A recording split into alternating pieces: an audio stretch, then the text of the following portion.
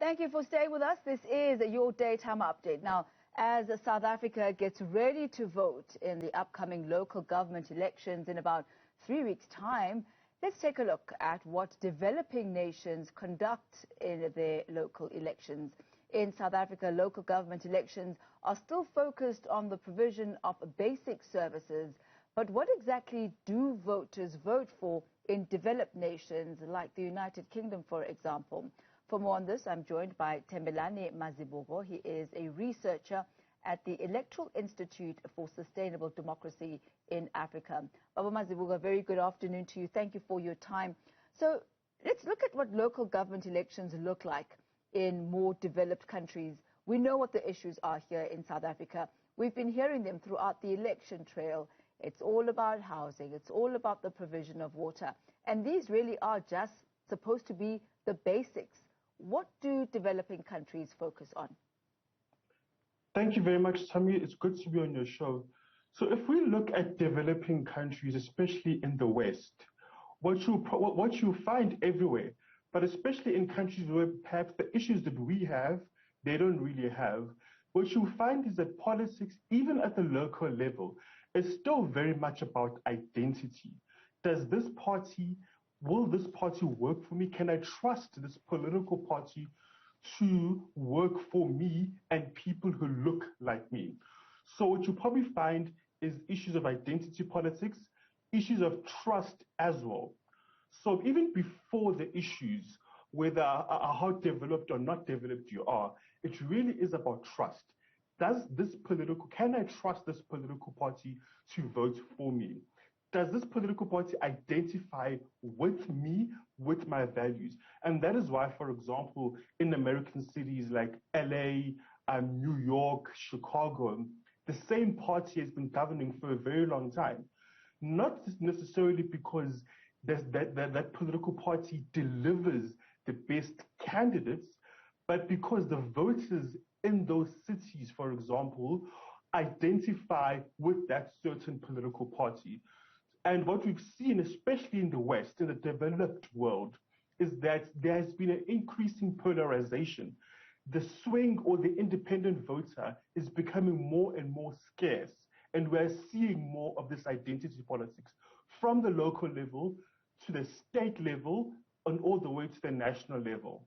So when you talk about issues of identity, let's hone down a little bit on that. What do you mean? Are you talking identity as far as race, identity as far as gender, identity as far as ethnicity? Which aspects of identity are paramount for those who are in developed countries? So it's all of the above. It's all of the above. Perhaps there isn't a pecking order.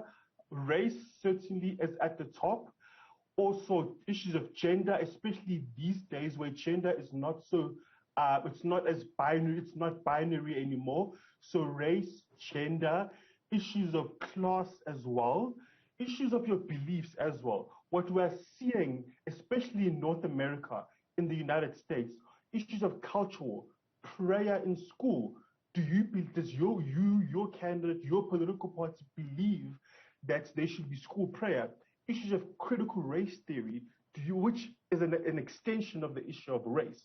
Although it's not an issue of race because you don't have to be black or any race to believe or not believe that critical race theory should be taught in schools.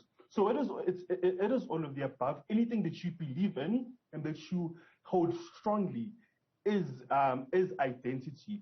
So depending on the region, depending on which identity in which political part of the world, whether it's religion, whether it's race, whether it's issues of what should happen in schools, political parties will focus on that particular issue, depending on which part of the developed world they are in. You know, we did make a call out for our listeners to talk about what issues would be important for them.